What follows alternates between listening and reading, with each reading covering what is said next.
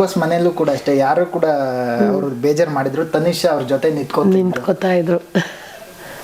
ಅದ್ರ ಬಗ್ಗೆ ಏನಾದ್ರು ಮಾತಾಡಿದ್ರ ತನಿಷ್ ಅವ್ರ ಜೊತೆ ನೀವು ಮಾತಾಡಿದ್ರ? ಇಲ್ಲ, ಏನು ಮಾತಾಡಕ್ ಸಿಕ್ಕಿಲ್ಲ ನನಗೆ.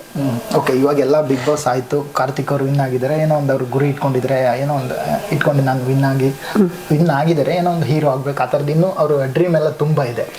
ಒಂದ್ ಮನೆ ಕಟ್ಟಬೇಕು ಅನ್ನೋ ಆಸೆ ಇದೆ. ನಿಮ್ಗೆ ಯಾವ ತರ ನನ್ನ ಮಗ ಯಾವ ತರ ಗೂಡು ಕಟ್ಬೇಕು ಅನ್ನೋದು ಆಸೆ ಅಂತ? ಒಂದು ಮನೆ ನಾವಿರೋದಕ್ಕೆ ಸ್ವಂತ ಅಂತ ಮನೆ ಬೇಕು. ನಾವು ಸುಮಾರು ಅವಾಗಿಂದನೂ ಬಾಡಿಗೆ ಮನೇಲೇ ಇದುವರೆಗೂ ಬಂದಿದ್ದೀವಿ. ಇನ್ನಾದ್ರೂ ಒಂದು ಸ್ವಂತ ಮನೆ ಅಂತ ಇರಬೇಕು ನಮಗೆ ಅಂತ ನನ್ನದೊಂದು ಆಸೆ ಅಷ್ಟೇ. ಅಂದ್ರೆ ಅವನಿಗೂ ಅದು ಆಸೆ, ನನ್ನ ಮಗನಿಗೂ ಆಸೆ, ನಮ್ಮ ಅಮ್ಮನಿಗೊಂದು ಮನೆ ಕಟ್ಕೊಡ್ಬೇಕು. ಹಿಂಗೆ ಎಲ್ಲಿದ್ದು ನಮ್ಗೆ ಈ ಬೆಂಗಳೂರಲ್ಲಾದ್ರೂ ಓಕೆ, ಮೈಸೂರಲ್ಲಾದ್ರೂ ಓಕೆ, ಒಂದು ನಮ್ದು ಅಂತ ಒಂದು ಮನೆ ಇರಬೇಕು ಅಂತ ಆಸೆ ಅಷ್ಟೇ. ಅಲ್ಲಿ ಪ್ರತಿಯೊಂದು ಕ್ಷಣದಲ್ಲೂ ಹೇಳ್ತಿದ್ರು, ನಾನು ಬಂದಿರೋದೇ ನನ್ನ ತಾಯಿಗೋಸ್ಕರ, ನಾನು ಆಡ್ತಿರೋದೇ ತಾಯಿಗೋಸ್ಕರ, ನನ್ನ ತಾಯಿಗೆ ಒಂದು ಗೂಡು ಕಟ್ಕೊಡ್ಬೇಕು, ನನ್ನ ಆಸೆ ಅಂತೆಲ್ಲ ಹೇಳ್ತಾ ಇದ್ರು. ನಿಜ ಅದು. ಅದೆಲ್ಲ ನೋಡುವಾಗ ನಿಮ್ಗೆ ಖಂಡಿತ ಅಳು ಬಂದಿದೆ. ಅಲ್ಲಿ ಇದ್ರಲ್ಲೂ ಫಿನಾಲಿನಲ್ಲೂ ಲಾಸ್ಟಲ್ಲಿ ನನಗೆ ಅದೇ ಅನಿಸಿದ್ದು. ಅವ್ನು ಹೇಳ್ಬೇಕಾದ್ರೆ ನನ್ನ ಕಣ್ಣಲ್ಲಿ ನೀರು ಬರ್ತಾ ಇತ್ತು. ಹೌದು, ತುಂಬ ಖುಷಿ ಆಗುತ್ತೆ. ಹಂಗೆ ನಾನು ಈ ಮಾತನ್ನ ಅವ್ನು ಯಾವಾಗಲೂ ಹೇಳ್ತಾನೆ, ನಾನು ಮನೆ ಕಟ್ಕೊಡ್ತೀನಿ ನಿಮಗೆ, ಸುಮ್ಮನಿದ್ಯಮ್ಮ ಅಂತ ಇದ್ದ. ಇವಾಗಲೂ ಅದನ್ನೇ ಹೇಳ್ತಾನೆ ಅವನು. ನನಗೆ ತುಂಬ ಖುಷಿ ಆಗುತ್ತೆ. ತುಂಬ ಖುಷಿ.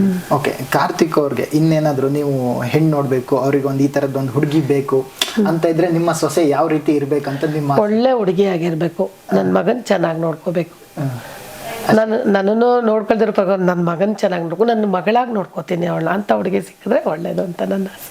ಓಕೆ, ಈಗ ಜನರು ಇಷ್ಟೊಂದು ಪ್ರೀತಿ ತೋರಿಸ್ತಿದ್ದಾರೆ ನಿಮ್ಮ ಮೇಲೆ, ಏನು ಹೇಳಕ್ಕೆ ಇಷ್ಟಪಡ್ತೀರಾ ಮೇಡಮ್ ಅಂತ? ಅವ್ರಿಗೆ ಹೇಳಲೇಬೇಕು, ಕರ್ನಾಟಕದ ಸಮಸ್ತ ಕನ್ನಡಿಗರಿಗೆ ನನ್ನ ಹೃತ್ಪೂರ್ವಕವಾದ ಧನ್ಯವಾದಗಳು ಅಂತ ಹೇಳಕ್ಕೆ ಇಷ್ಟಪಡ್ತೀನಿ. ಮತ್ತು ನನ್ನ ಮಗನಿಗೆ ಬಿಗ್ ಬಾಸ್ ಅಂತ ಒಂದು ವೇದಿಕೆನ ಕಲ್ಪಿಸ್ಕೊಟ್ಟಿದ್ದಕ್ಕೆ ನನ್ನ ನಮಸ್ಕಾರಗಳನ್ನ ತಿಳಿಸ್ತೀನಿ. ಸುದೀಪ್ ಸರ್ಗೆ ನನ್ನ ನಮಸ್ಕಾರಗಳನ್ನ, ಧನ್ಯವಾದಗಳನ್ನ ತಿಳಿಸ್ತೀನಿ. ಸುದೀಪ್ ಸರ್ ಏನಂದ್ರು ಅಂತ ಮನೆಗೆ ಬರುವಾಗ? ಮಾತಿಗೆ ಸಿಕ್ಕಿಲ್ಲ. ಅವ್ರನ್ನ ಮಾತಾಡಿಸ್ಬೇಕು, ಅವ್ರ ಜೊತೆ ಪಕ್ಕದಲ್ಲಿ ನಿಂತ್ಕೋಬೇಕು ಅನ್ನೋದು ನನ್ನೊಂದು ಆಸೆ. ಬಿಗ್ ಬಾಸ್ಗೂ ಅವನಿಗೆ ಕೇಳಿದ್ರಂತೆ, ಅದು ಆಗಲಿಲ್ಲ ಅಂತ ಹೇಳಿದರು.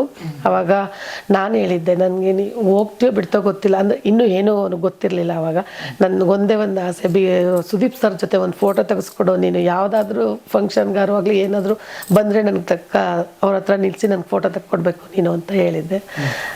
ಇದು ಬಿಗ್ ಬಾಸ್ ಬಂದಾಗ ನಾನು ಅದನ್ನೇ ನಂಗೆ ತುಂಬ ಅದನ್ನು ನೆನೆಸ್ಕೊಂಡೆ, ತೆಗೆಸ್ಕೋಬೇಕು ಅಂತ. ಅದು ಆಗಲಿಲ್ಲ ಅಲ್ಲಿ. SS TV ಸಿನಿಮಾ ಜಗತ್ತಿನ ಕ್ಷಣ ಕ್ಷಣದ ಸುದ್ದಿಯೊಂದಿಗೆ.